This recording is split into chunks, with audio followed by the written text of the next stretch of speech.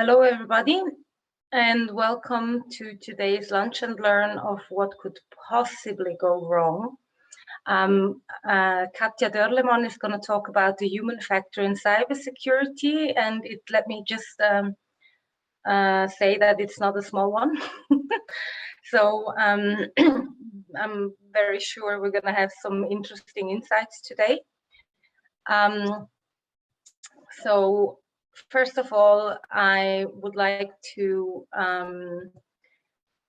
invite you to, if you want to, you don't have to, obviously, but if you want to just introduce yourself in the chat, if you are happy to network with other people.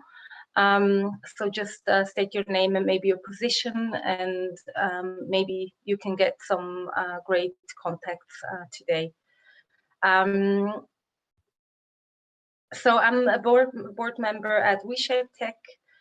In real life, I'm a head marketing. I've been with WeShape Tech since November last year, and I've had a great time so far. And I also want to invite anyone who wants to maybe take a more active part to join us as an active supporter. Today or anytime otherwise also, but if you have thoughts you would like to share, you can mark us or tag us in, for example, Twitter with @WeShapeTech. And if you have any other inputs or feedbacks or anything, feel free to email me anytime at angela@weshape.tech. So for those of you who do not know us, we're a global platform for greater diversity and inclusion in technology and innovation. Basically, we're trying to further and also give tips and everything like that, anything that really helps to get a little bit more diversity and inclusion. So we have by now actually over 60 role models that we post as role model interviews. There's one each month. We're 6 board members. We have done by now also, this is the more than 64 events. We have almost 1,800 members and almost 7,000 followers. Our mission is, what we want to do is really support female talent through our network and do some empowerment. We want to make females in tech visible, providing inspiration, and also through the role model interviews. We're big on sharing and transferring knowledge. We also encourage that the networking and everything, and we really want to create social awareness and fuel the dialogue on diversity. And I think thanks to Katja, we're all going to be aware how to do that safely. So what we can offer you is, besides the role models, we also have some voicing ambassadors. We share a lot of knowledge or news, events, everything, what's going on with equal pay, for example, or also one of the recent articles was also the ABCs of LGBTQ, where we felt we all need to be a little bit more educated and so on. We have great book tips, podcast tips, and so on, which actually you will find in the tips, tricks, and hacks. If you want to sign up for the newsletter to ensure you never miss anything, just go to weshape.tech/sign-up. So in our blog, you will find the aforementioned role model interviews. You will see pictures and takeaways from events. You can read about opinions. You can gain some knowledge, news, and just get any kind of inspiration. So again, share your feedback with us, either at mail@weshape.tech or directly to me, also angela@weshape.tech. So we're moving on to Katja now, which you're all waiting for. Katja is an awareness specialist at Switch, and she will get into what Switch exactly does when she starts taking over. In the field of cybersecurity awareness, she's actually been moving in that since 10 years, and she probably still has many more years to get that awareness really risen.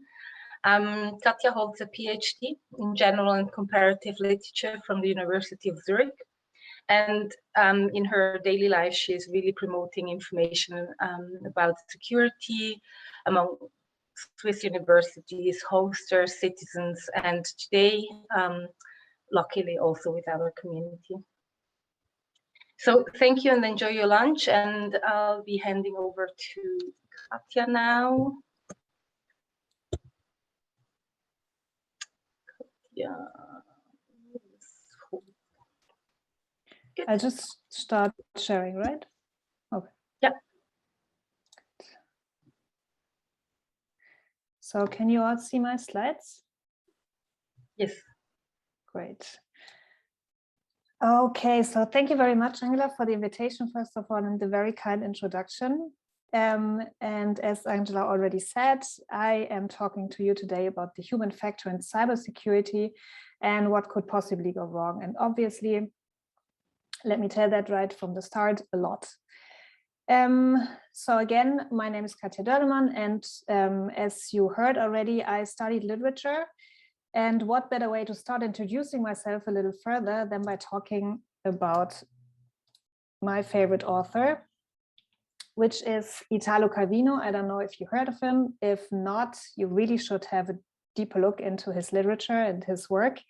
So in my opinion, he's one of the greatest minds of our century. And what fascinates me most about him and his literature is that he emphasizes the fruitful kind of interplay in between two opposing poles. So it's like negative and positive and whatever is in between, happening in between those poles. That's why I also chose this quote, because he emphasizes, and everything, like his whole life and literature is all about the codependence of contrary positions. And I found this quite useful for my life, but especially for my career. So we have in this quote, just to explain a little further, Vulcan, I don't know if you're all familiar with this Roman god area.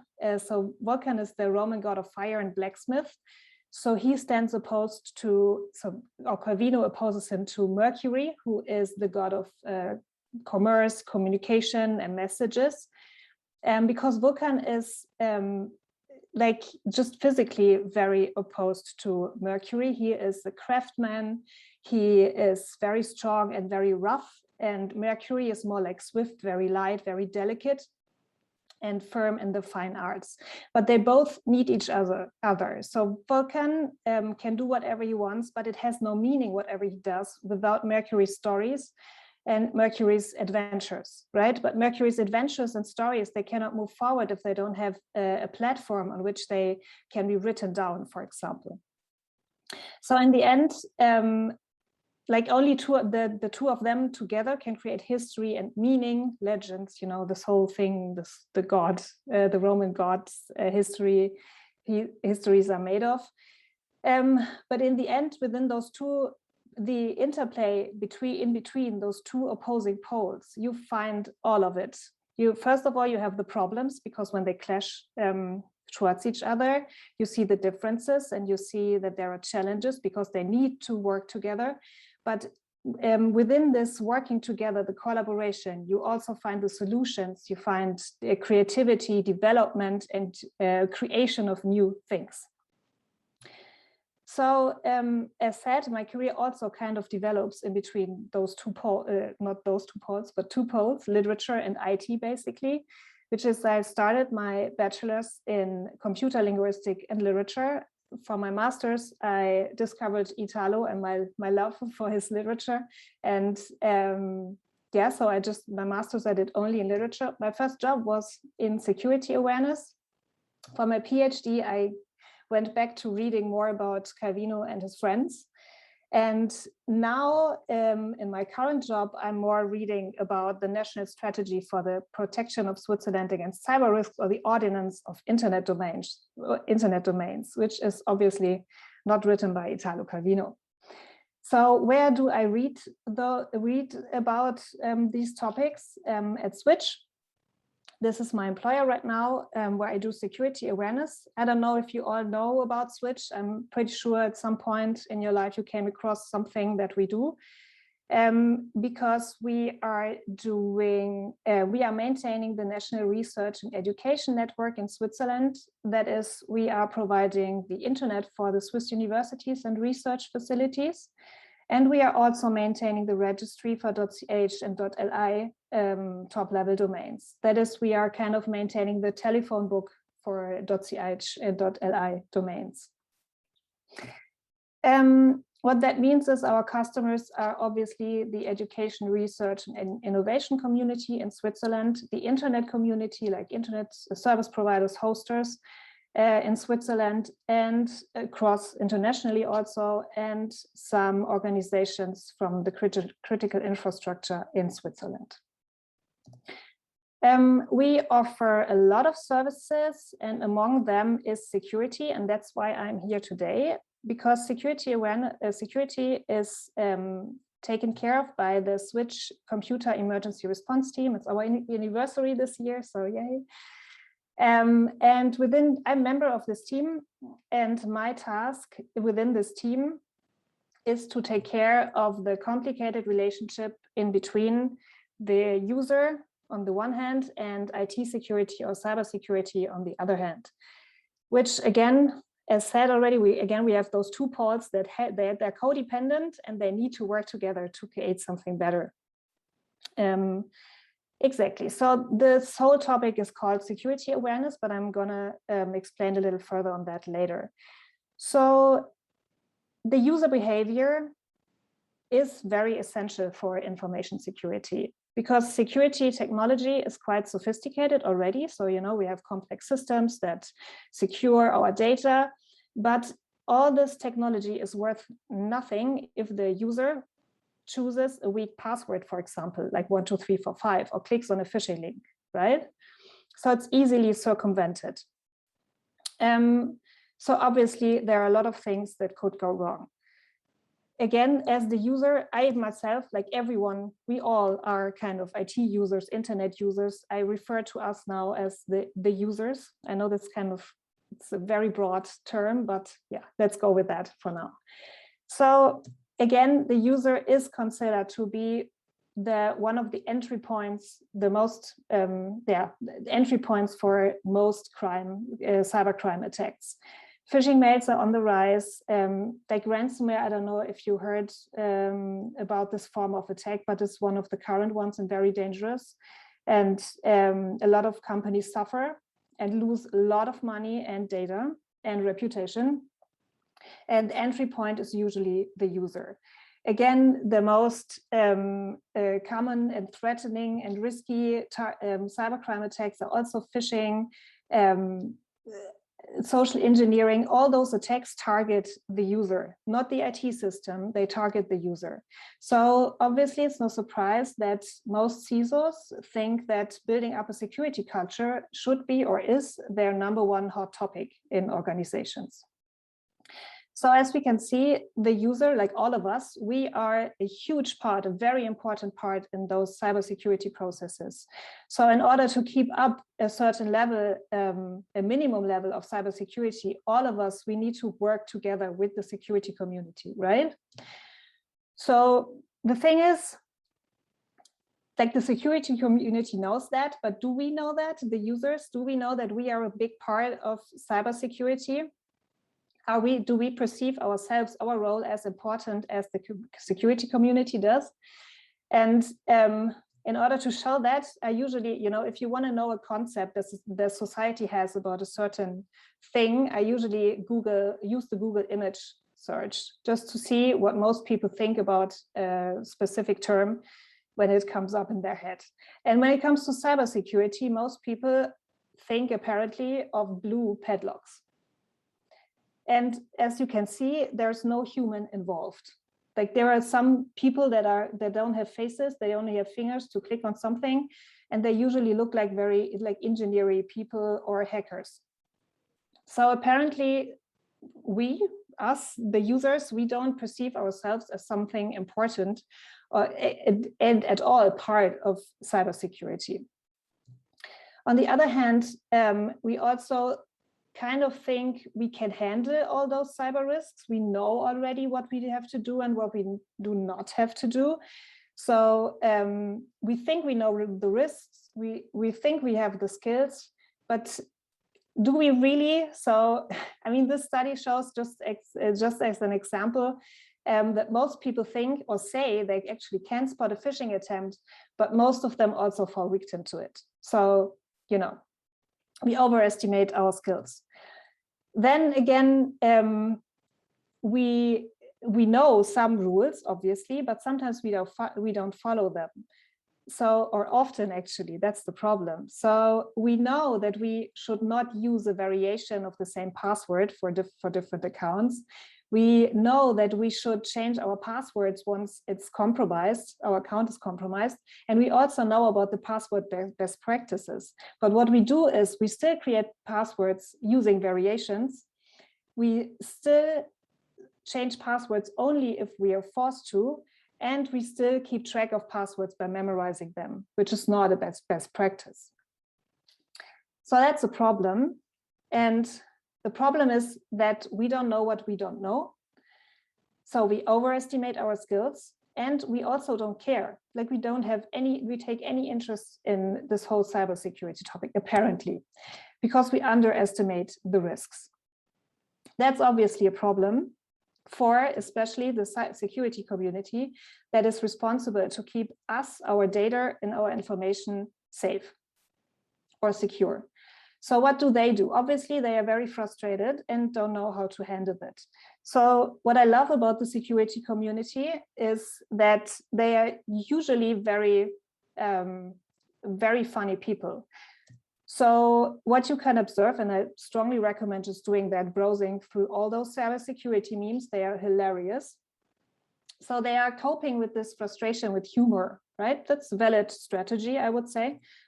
So you don't have to go through it. I just marked my 3 favorite ones here. You can find your own maybe later after that. So this is one strategy, finding humor among each other, and they just, you know, have fun with this whole, the users are frustrating thing. But unfortunately, that's not the only thing, not the only way how the security community reacts to this problem. Also, what I experience a lot is this whole thing of blaming the user. They are shaming the human factor. So you hear also, like in a lot of articles that are around, security experts write about the user and the human factor as the weakest link, the biggest security threat, the layer 8 problem, the loser. And obviously that's not very nice. So if you want someone to join in, to get motivated to participate in your on your journey, right, to more cybersecurity, it's not the best way to shame this person, to call him or her the weakest link, the biggest security threat.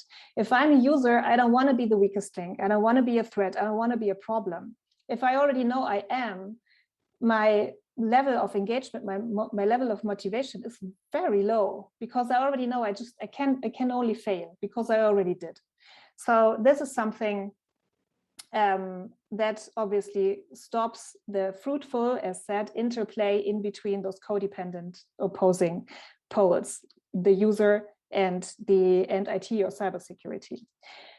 So, but obviously also the security community knows about this problem. So at some point they came up with this field of work called security awareness, having in mind, or having the idea that as soon as the users are aware of all the cyber risks, they will behave accordingly. Now, the thing is, that's a good idea, obviously, a very good start, and a nice, like, you know, they want to just build the bridge to the user and take care of the human factor specifically. But if you want to check out what security awareness really is, and you ask the most common or most well-known standards that are out there regarding to cybersecurity, and in addition, Wikipedia, then you find out that you actually know not a lot, because it's very confusing. Information out there is very confusing about security awareness. So what we can read here is, for example, that security awareness is very fundamental for cybersecurity. It is the first line of defense. It is about awareness training, education. It's about transmitting knowledge and attitude. I mean, that's not very, let's say it's not a unified definition of security awareness. It's not very clear what you have to do now. But let's start with the fundamental and the first line of defense. So we can see security awareness, also having in mind that the user is one of the biggest threats for cybersecurity. It is very important to take care of it and to implement something like something that is qualitative, that is of good quality and takes care of the problem very well. So you would assume that people who are responsible for security awareness would get a lot of resources to take care of that. But as the security awareness report from SANS this year found out or stated, this is not the case. So most of the people who are responsible for security awareness have 10 to 20% of their time.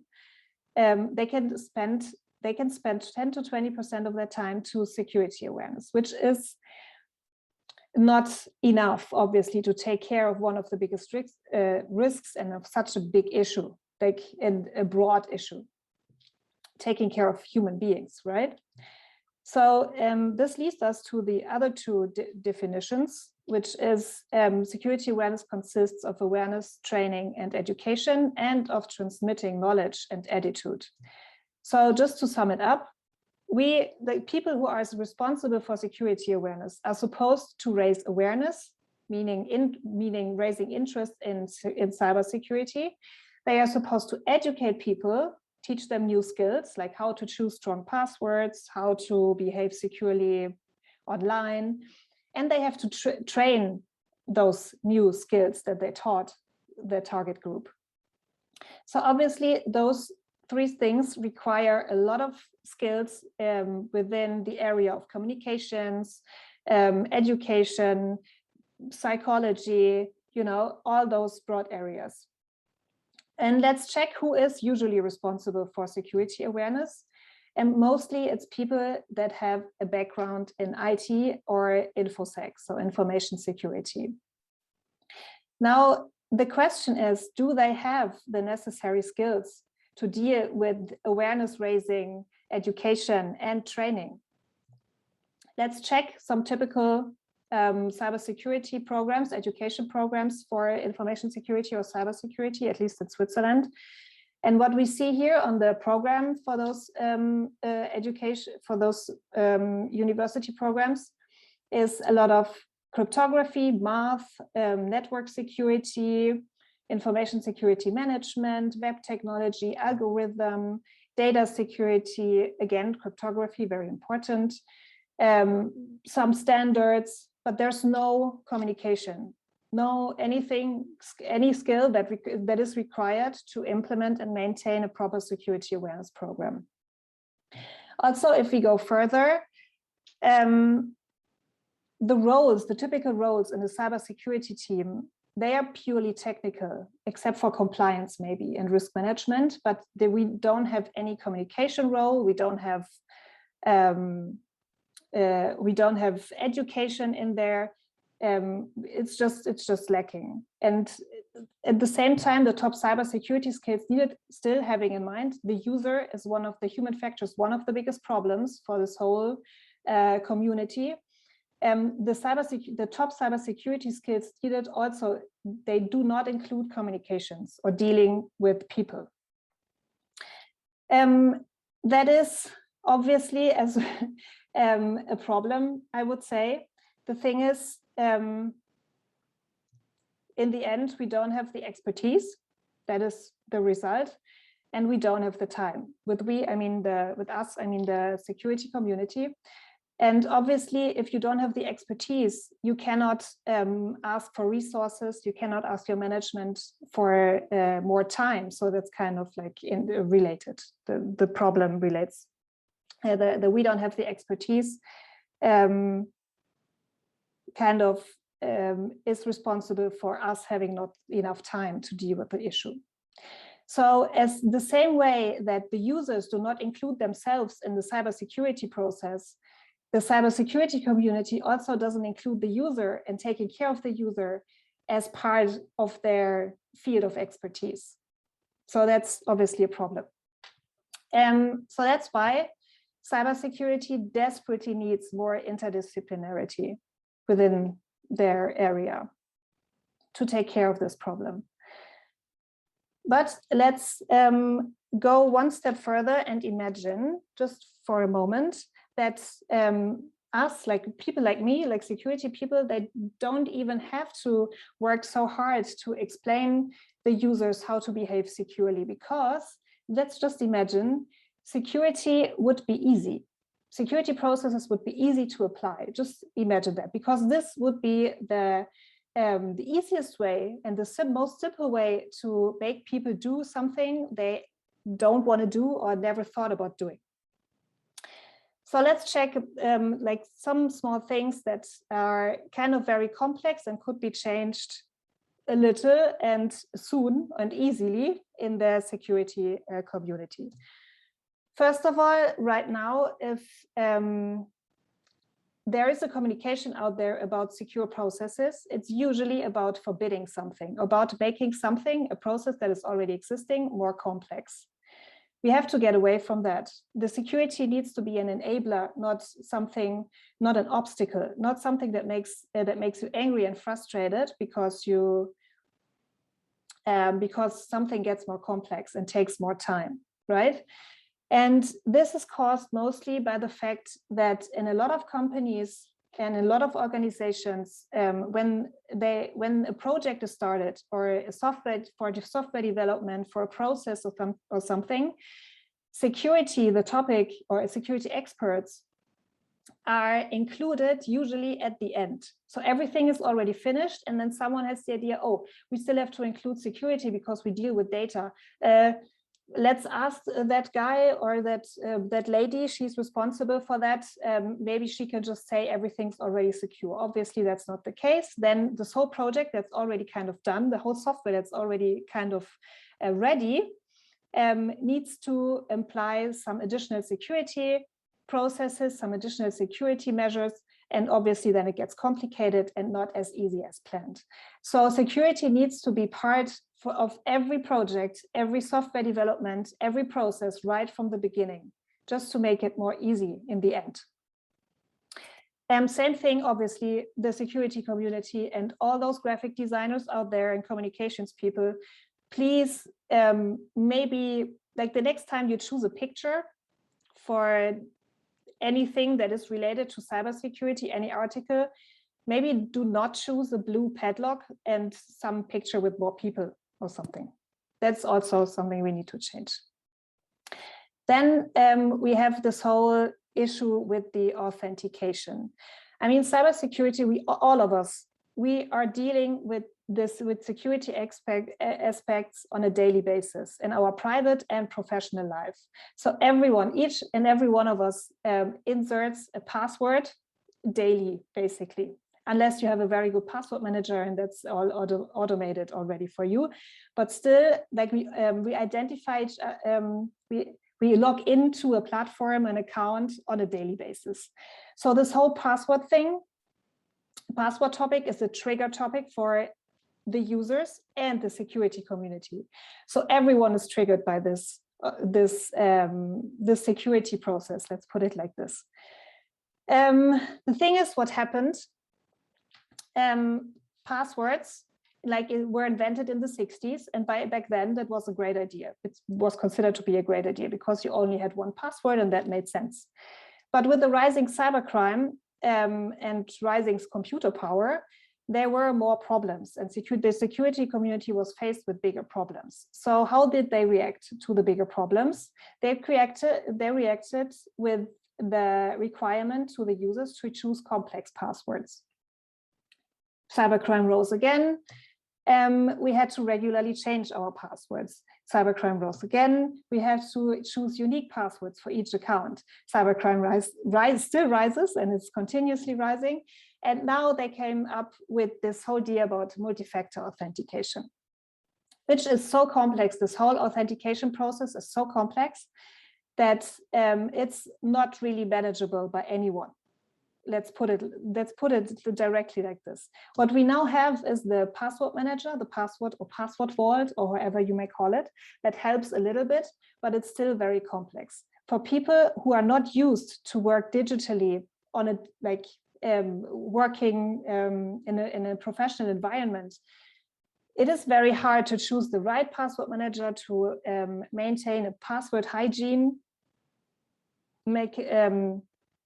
check that every password is set correctly, that they actually put every password in the password manager. So it is very complex. Obviously, the problem is not just, obviously the security community is not intentionally doing that. They are not punishing us or torturing us with this authentication process. The problem is mainly also that the whole environment is developing so fast that there's no chance the security community could just sit back, reflect on this whole authentication process and invent something new, and take like 10 years to invent something new. Within those 10 years of maybe not developing the current authentication process with passwords, we would all be doomed and cybercrime would have won, basically. So there is this problem, but still people are working on that, on making it better, but this is an issue.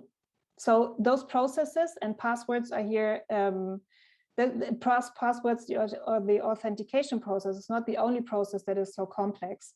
They are usually developed without having the user in mind. So this whole idea of making something usable is not really part of inventing a new security measure. Getting back to multi-factor authentication, I hope you all know what that means. If not, we have some additional terms how you could also call it. It's so multi-factor authentication is more or less the umbrella term for two-factor authentication, in case, you know, at some point in the future we have three-factor authentication, fourth-factor authentication, etc., etc. But the thing is, that's also a common thing, that's a common approach the security community takes by inventing new measures. They don't speak to each other. So you have this new process of multi-factor authentication, this new phenomenon, which is great, and you want to present it to the users who actually have to use it, but then they fail at giving it the same name. So we have those, as you can see, those platforms, and they are not all of them, but most of them are using different terms for the same phenomenon, for the same thing, which is obviously very confusing for the users. That should change, and that is also not the only case where this happens. Then same thing, obviously, again, about making it easy to be secure. I don't know if you ever checked on, and this is I just picked LinkedIn, Facebook, Instagram, and Twitter, but obviously you can also check it on any online account that you have, online shop, I don't know, something like that. I don't know if you ever checked where the security settings are, but they are everywhere in a different place. And they are kind of like, they are named the same way, but not really. So same, but different. And it's also, again, very confusing. Still, I don't think the security community or the security development team at Facebook, LinkedIn, Instagram, Twitter, or you name it, they are doing that intentionally, but they are just not thinking about the usability aspect of whatever they are doing. So, and that's a problem, because if you think about who is actually inventing and implementing and developing those security measures like passwords, MFA, the security settings, you name it, anything, it is a very, very small group that is not representing our society, obviously. However, everything they do is touching the whole society. So everything LinkedIn or Facebook is putting on their page regarding security is touching every single user on their platform, right? And those are quite a lot. So let's have a look at who is actually working in cybersecurity in this whole area. And I guess it's not surprising to you, it's mainly men. And as we learned from before, it's also mostly men that are educated in IT and cybersecurity. And as we also learned before, these education programs rarely contain communications or something that's like usability, design aspects of programs, of processes. They are not educated in that. So those people are designing what we perceive as security and how how they are designing the security processes that we have to use in the end. And going one step further, all those big tech companies like Facebook, Apple, Google, Microsoft, and Amazon, those companies that are influencing most of the users, like most of humankind actually, also there it's very concerning that their tech jobs or their tech teams are not very diverse, at least when it comes to gender. So obviously that needs to change. Again, I want to state out, employing more women is not enough, but it's a good start. Obviously, there's also this whole diversity in age, ethnicities, inclusive security, it's people with special needs, things like that. But in the end, what I want to state out, besides more interdisciplinarity, cybersecurity also desperately needs more diversity, just to take care of this whole complex problem structure they are in. Because, and then I want to quote Miriam Dunn-Cavelti here, because I think she really pinned it down to the essence of the problem. Cybersecurity is not about fixing the IT infrastructure, but about interactions between technology and the social actor. So it's not just, cybersecurity is not just tech.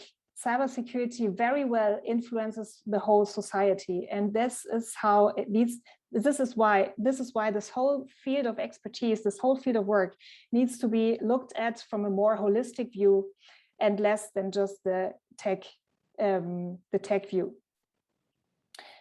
And coming towards the end of my presentation, I just want to show you that science-wise, like at universities, there's a lot of research already going on taking care of this issue.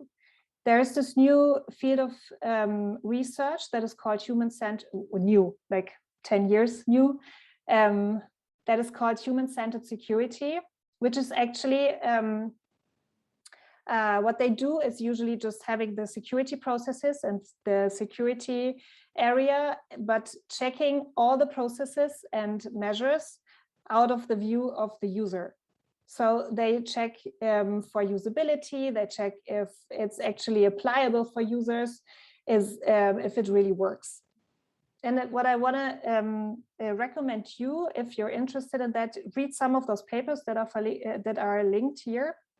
It's very interesting, especially the papers that were presented on the symposium on usable privacy and security, which was really interesting. There are a lot of researchers already taking care of that and about, like daily problems, problems that all of us have. Like, why don't we understand encryption? Why don't we download the COVID app, for example? There's a lot of research out there and people who try to change or try to get away those obstacles and make security more easier. Also, there are more and more different universities, education programs that are more interdisciplinary. So we have not just the tech part, but also the usability part.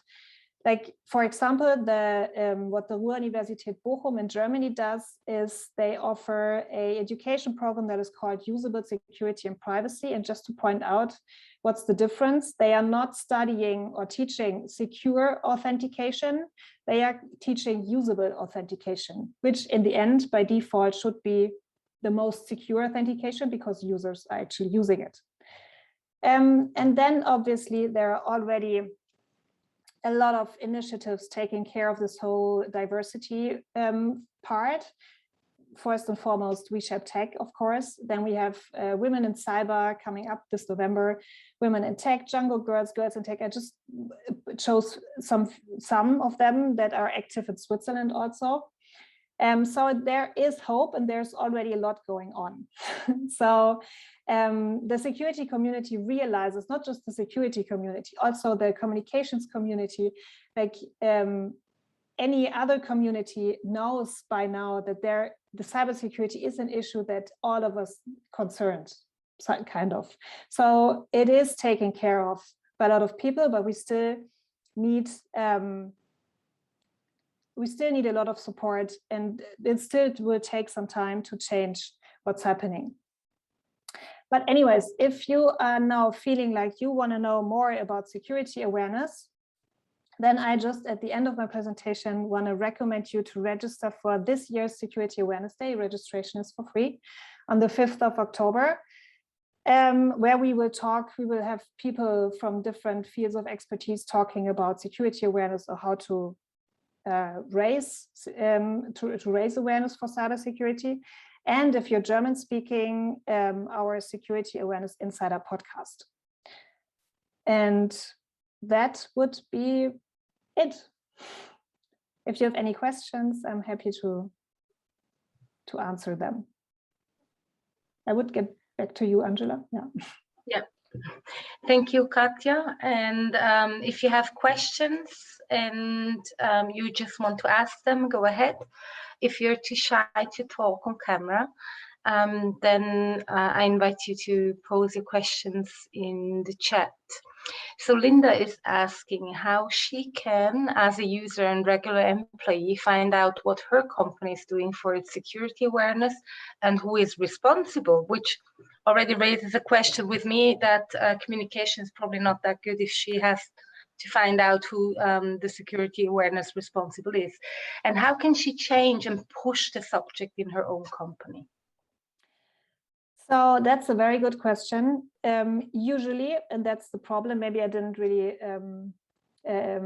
point that out enough in my presentation.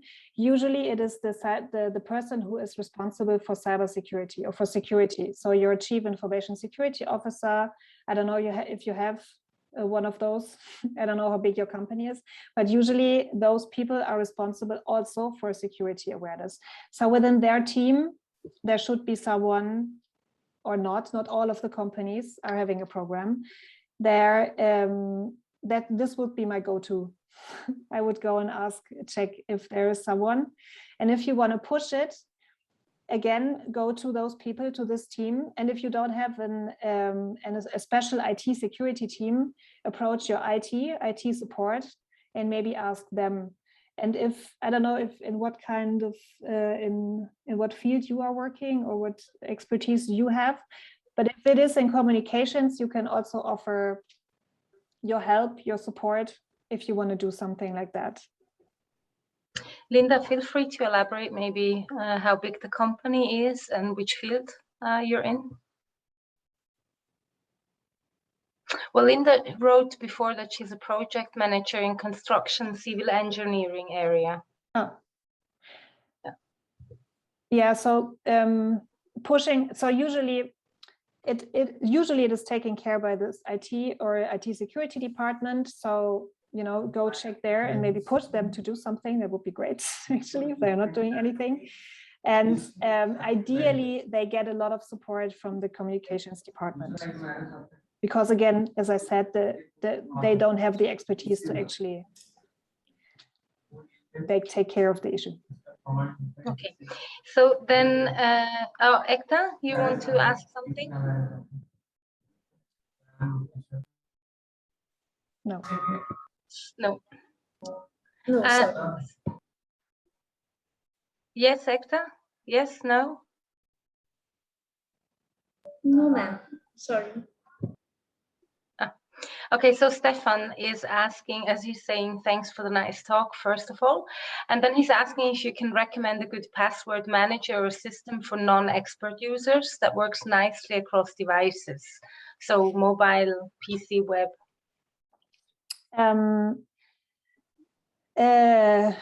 in my role here as an employee of Switch, I cannot. But I can tell you that there are a lot of them out there. We, for example, use Bitwarden. I heard that LastPass is also working quite well across devices. And what else? Dashlane. And yeah, those are 3 that are great. But there's also like a recommendation list from the data privacy officer of the Canton of Zurich, which is like, it's just a PDF where they evaluate different and compare different password managers. And there you can also find, maybe you can find some solution. I will send the link to Angela so she can share it. Is that possible? Yes, yes, of course. We can put it in the blog post. So if you check on there later this afternoon, it will go live. You have the takeaways, you'll have the recording, and Katja is nicely also sharing the slides. So you get all the links and everything, and we'll add that one too. That's no problem. Jessica is asking, she's saying that a lot of people are afraid for their data, which is very true. And that you mentioned the COVID app as an example. Is missing or false knowledge a big problem in your field? Yes, I mean on both sides. That's that's what I wanted to say. Like the user, we don't know what we don't know. So we don't know how the COVID app really works because it is not properly explained to us, and also because we just don't want to listen to it because it might require us to actually read an article that is more than 5 sentences. I can totally understand, it just takes time, but that's how it is. And on the other hand, we have the people that are sharing those informations, and they are usually from an IT background, usually. And so they don't know that the users do not read them more than 5 sentences, and that's a problem. So the message comes across wrongly or not entirely correct. So yeah, obviously that's missing and false knowledge is the key problem here.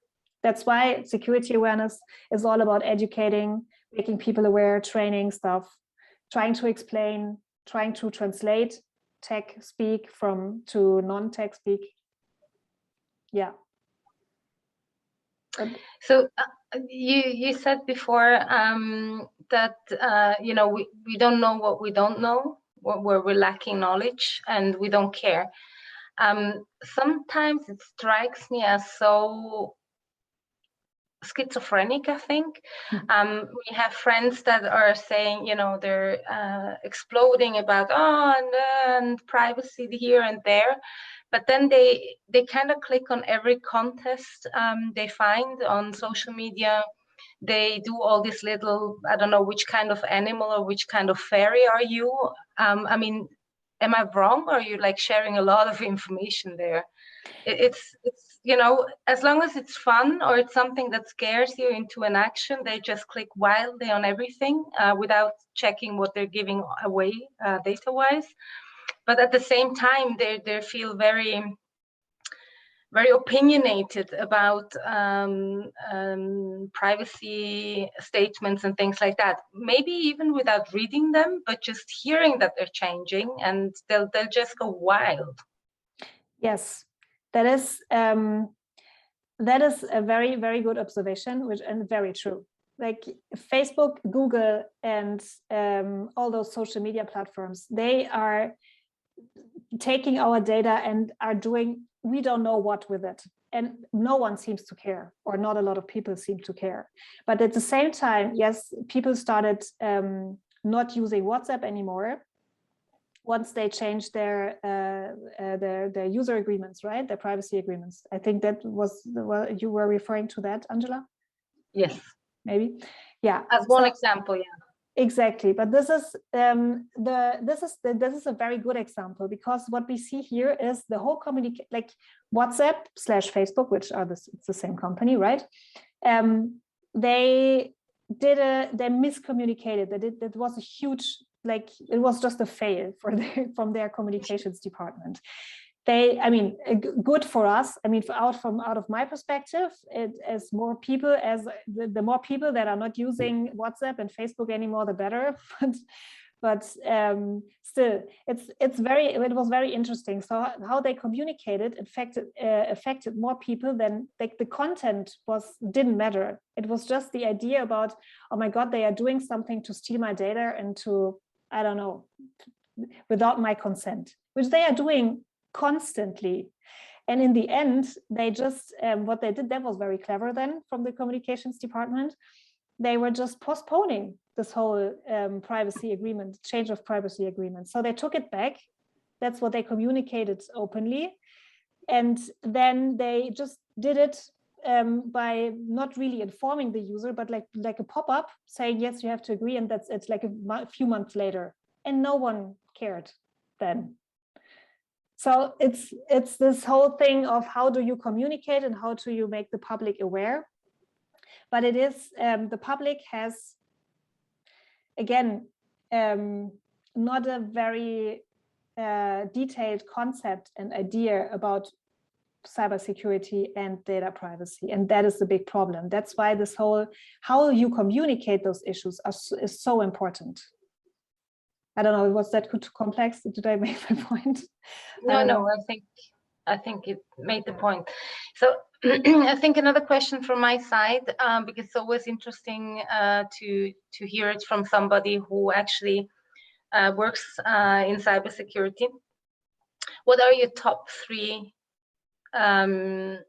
tips for a user not to fall victim on clicking links or accepting friendship requests, or even in the professional field, like in LinkedIn or something? So what are your top 3 tips? Yeah, I'm sorry if people kind of waited for that in the presentation. I was kind of like having it on a meta level, but so first of all, again, I talked about it, passwords. Passwords are this one key measure that is only in our responsibility. No one can help us to choose good passwords besides password managers maybe. So choose strong and unique passwords and use a password manager, because no one, I don't know how many online accounts you have, but I have more than, I don't know, 100. So obviously I cannot memorize all my passwords that are like 15 characters long and complex. So I use a password manager to do that. And this is one of the key things. So again, like Facebook, etc., like in all of those online service providers, they can do whatever they want to do. They can apply whatever they want, apply as sophisticated security measures. If our password is 12345, it's worth nothing. So this is my number one thing.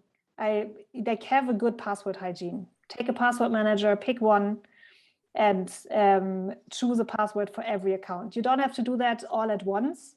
When I started using my first password manager, I just changed the passwords every time I logged into one of those accounts. That's definitely number one. Number 2 is this whole phishing and social engineering part. So the part where hackers do not target systems anymore, but you as a user, and trying to manipulate you into clicking on something, revealing information on the telephone. You know, it's not limited to email anymore. They also call you. They are also in front of you sometimes, depending on what your role is in the company.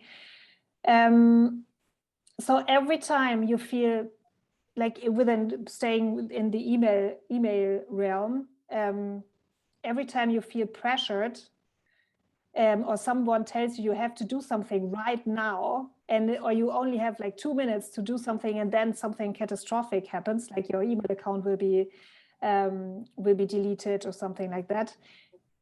Breathe in and out and think about how realistic this request is, this offer is. How realistic is it that an investor from any UK bank found a secret bank account with millions of dollars on it, and he or she wants to share it with you? Is that realistic? I don't know, maybe not. So those things, like, first of all, take a breath. Every time you see something is urgent, take a breath and think about it. That's the first step, because that's usually what they do. They want those people, those social engineers, those hackers, they don't want you to think. They want you to be stressed and take an action that is like super spontaneous, where you just react, you don't think, you just react.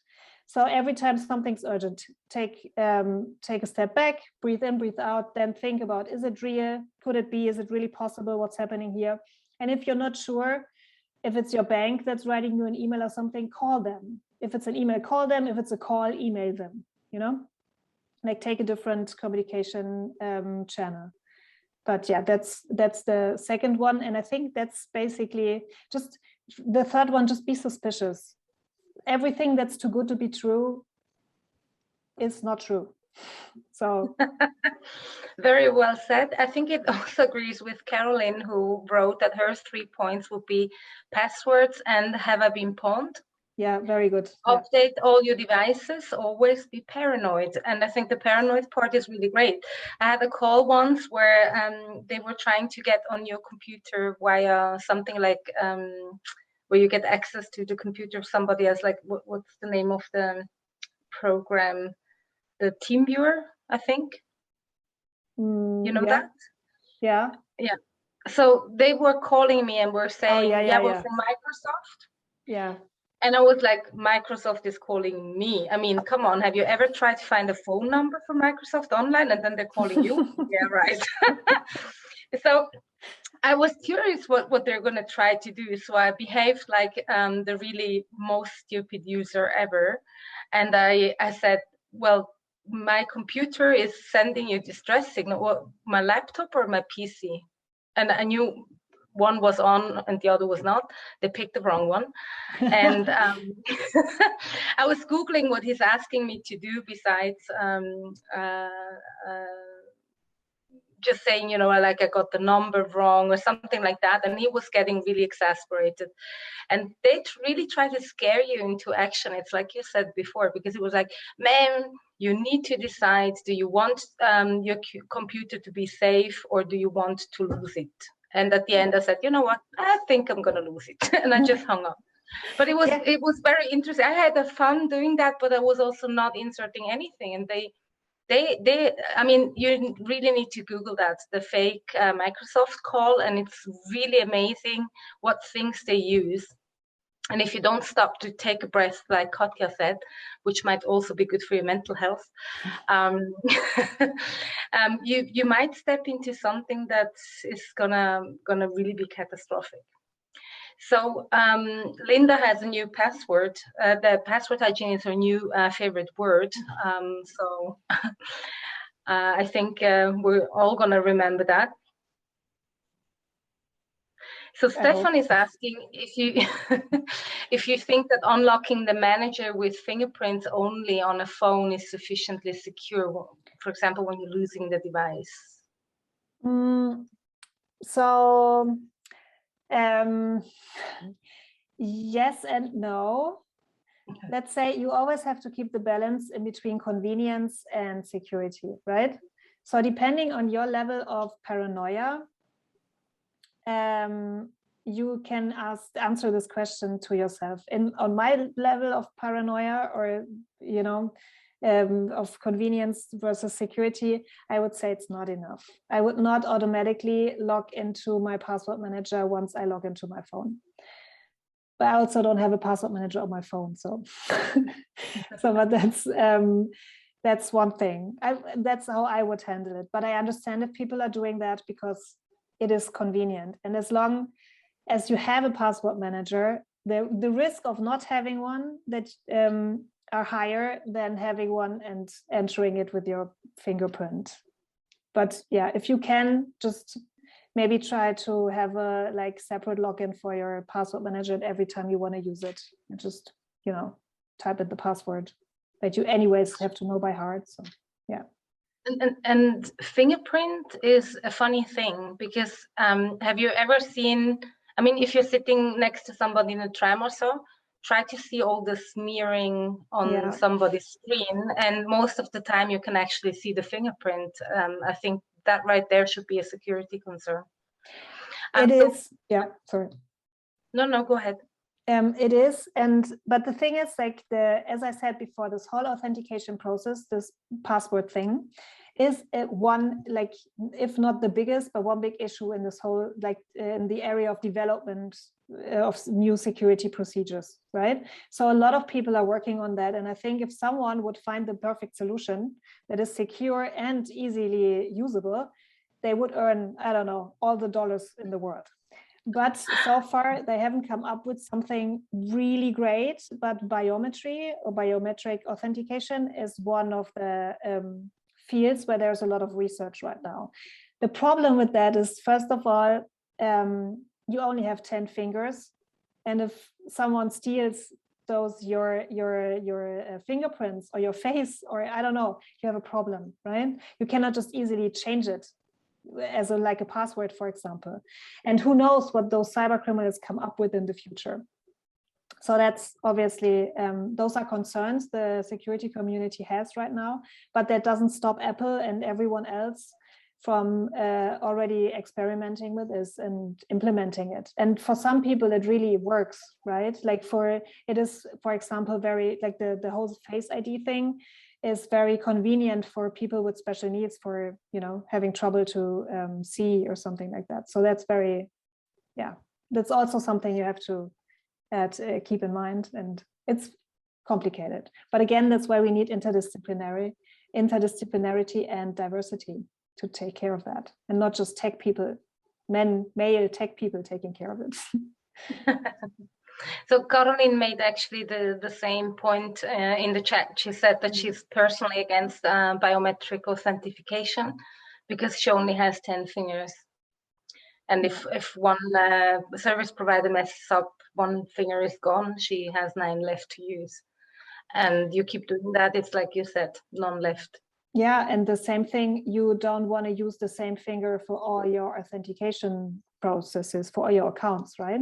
That's another thing, that you want to use it for your phone, then you want to use it maybe for Facebook, then you want to use it for, I don't know, your bank account. Yeah, it's difficult. But this is something, this is one of the techniques and software things that come up right now and that has been researched on. So we're already 5 minutes over, and I think I get the feeling we could go on forever because it's a really interesting topic, and it's great to have an expert like you that actually speaks user but understands the text. So, you know, there will be an endless stream of questions and discussions, but I'm sorry, people, I have to cut off here. We all need to go back to work, and it was really a pleasure and great to have you here, Katja. Thank you very much for all the countless insights and everything. So goodbye, everyone. Take care, be safe, and see you soon at WeShape Tech.